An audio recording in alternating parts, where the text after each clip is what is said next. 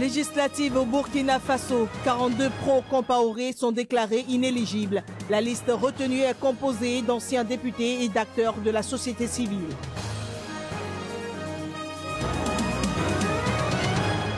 En Côte d'Ivoire, 33 candidats, dont 3 femmes, ont déposé leur dossier pour la prochaine présidentielle.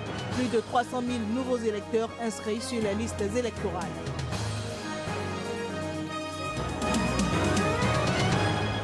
Lutte contre les attaques des albinos en Afrique, l'artiste et musicien Salif Keita appelle à une protection efficace de ces êtres.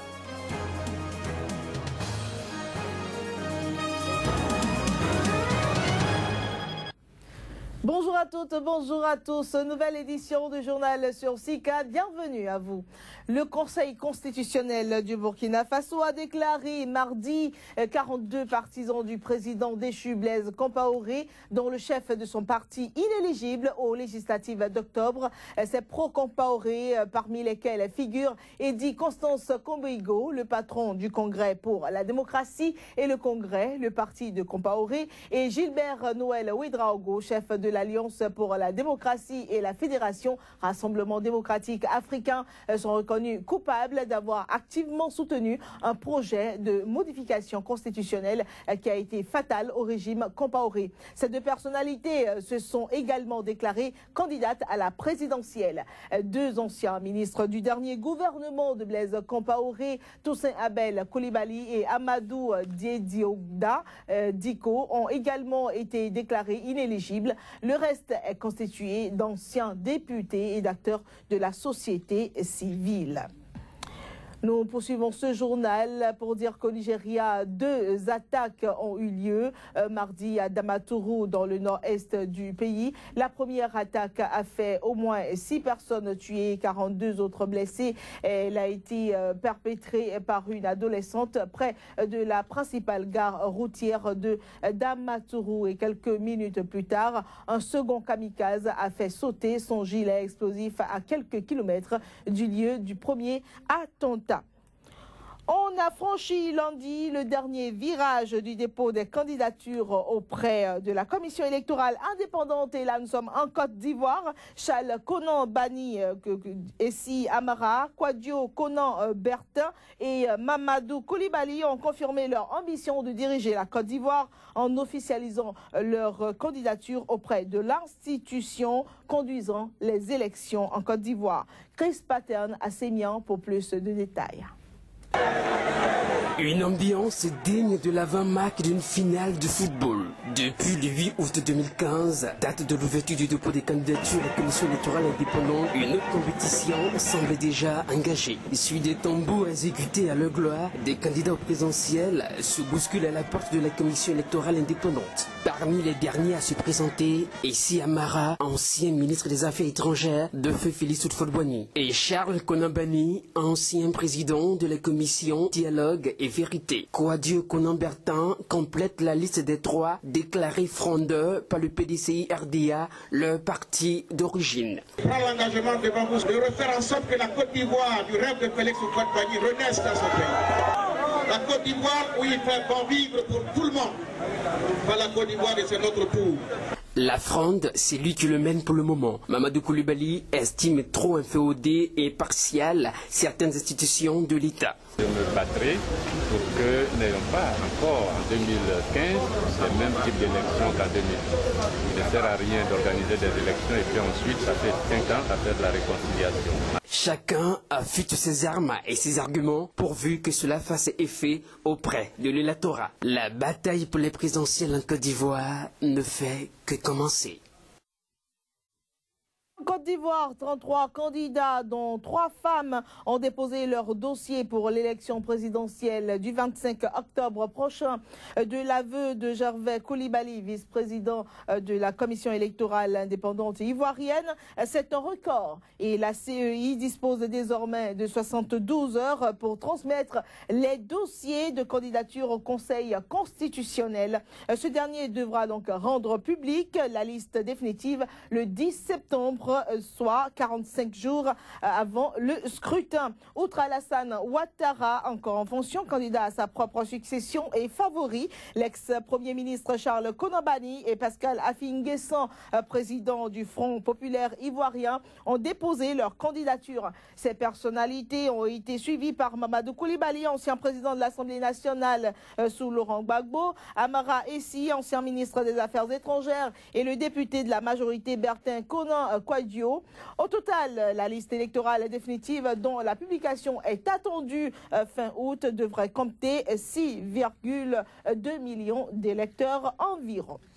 Au Niger, le parti au pouvoir se donne les moyens de s'assurer un second mandat au président Issoufou Mahamadou. Le parti nigérien pour la démocratie et le socialisme va jusqu'à débaucher des militants de l'opposition, ce qui représente un poids électoral. Ce week-end, il faut le dire, il a enregistré l'arrivée d'un grand militant et bailleur de fonds du parti du chef de file de l'opposition et l'ex-président Mamadou Tandja. Détail avec notre correspondant au Niger, Abdul Karim Mahamadou. C'est un véritable coup de poker que le parti du président nigérien Issoufou Mahamadou vient de réussir. Alors que le pays est à quelques 5 mois des élections générales et après l'arrivée du grand militant du Modem Lumana, Zakou Jibo, leader du parti à l'ouest du pays, le parti nigérien pour la démocratie et le socialisme PNDS Taraya vient d'obtenir l'adhésion d'un des plus grands militants et véritable machine électorale du principal parti de l'opposition, le Mouvement national pour la société de développement MNSD Nassara. Diofo Amadou, principal bailleur de fonds du régime de l'ex-président Mamadou Tandja, a officiellement annoncé son soutien au président Issoufou Mahamadou. C'était à l'occasion d'un grand meeting organisé ce dimanche dans son village natal de Tamou, situé à une centaine de kilomètres de Niamey, et en présence de plusieurs militants, dont des responsables du parti. Si nous voulons donner la possibilité au président de la République d'avoir un deuxième mandat pour continuer à bien gérer le pays, il va falloir que nous militions fortement dans le pays et dans le parti dans lequel il a évolué lui-même. C'est quelqu'un qui a toujours prôné la bonne gouvernance. Le PNDS Taraya attendait ce moment depuis de longue date. C'est désormais chose faite et le parti du président espère faire le raz de marée aux prochaines élections et assurer un second mandat au président Issoufou Mahamadou. Lorsque une telle personnalité s'engage en politique, je suis sûr que bien des choses vont changer. Ce changement, on le notera ici à Tamou, qui est sa commune, où il est fortement soutenu. Vous avez pu en témoigner lorsqu'on en juge par l'immense foule qui se retrouvait cet après-midi à la place publique. Mais c'est aussi quelqu'un qui a de l'influence dans le département de Saï et bien au-delà à Niamey sur le plan national. Le village de Diofo Amadou et ses environs ont toujours été les greniers du MNSD Nassara en matière électorale. C'est donc l'un des bastions du parti qui vient de tomber dans la besace du parti au pouvoir. Cependant, pour le parti de Seynou Oumarou, le MNSD Nassara, il faut attendre les élections pour voir si la balance va véritablement basculer. Le président zimbabwéen Robert Mugabe a été chahuté par l'opposition au Parlement mardi. C'était durant son discours annuel sur la nation. Il a été plusieurs fois interpellé sur la détérioration de l'économie nationale en pleine rechute. Robert Mugabe, au pouvoir depuis l'indépendance en 1980, avait essuyé des huées au Parlement en 2008, juste avant la formation d'un gouvernement d'unité nationale imposé par une médiation étrangère pour éviter une guerre civile. Cette année, le Zimbabwe est prisonnier d'une faible croissance, du chômage et du manque de trésorerie budgétaire, le tout aggravé par une forte sécheresse. Voici l'avis de quelques députés à leur sortie de l'hémicycle.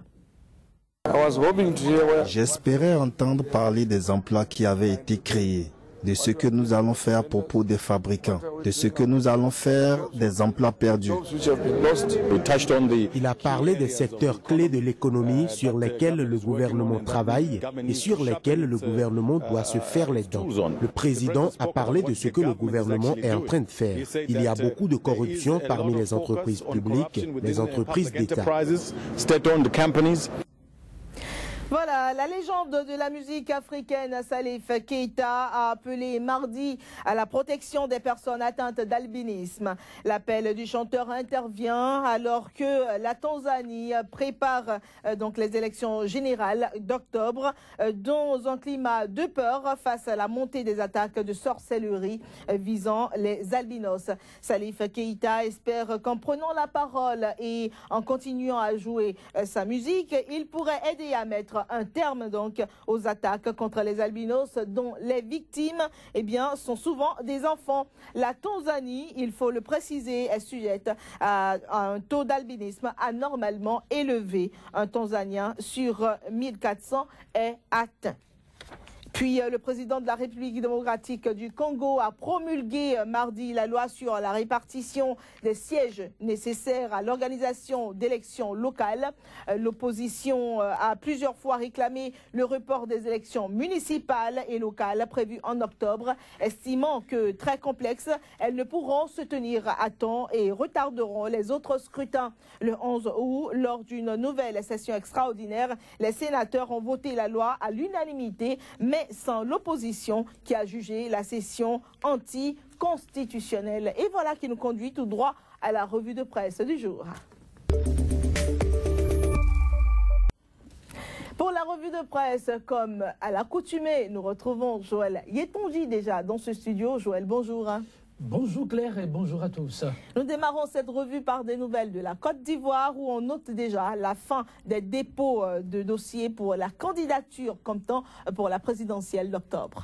Et oui, et la clôture du dépôt de candidature pour cette présidentielle nous apprend l'expression a été marquée par l'enregistrement de 33 candidatures. L'expression donc de 33 candidatures pour la présidentielle de 2015. 3 femmes dans la course. Nord-Sud Quotidien revient sur l'ambiance ayant prévalu hier à la CEI. Et parlant de la sécurité pendant les prochaines joutes électorales, Ahmed Bakayoko promet une lutte sans merci contre les microbes. Le sursaut dans la même lancée parle des armes qui auraient été saisies hier. Des bandes armées dans le viseur de Ahmed Bakayoko. Le pays revient sur les dépôts de candidature et parle de pléthore de candidats à la présidentielle ivoirienne. La stratégie d'autonomisation des voix, des voix sera-t-elle payante pour l'opposition? Alors, la présidentielle, pour en savoir un peu plus. Et au Burkina Faso, le Conseil constitutionnel a rendu public hier la liste des candidats recalés pour le compte des législatives. C'est exact.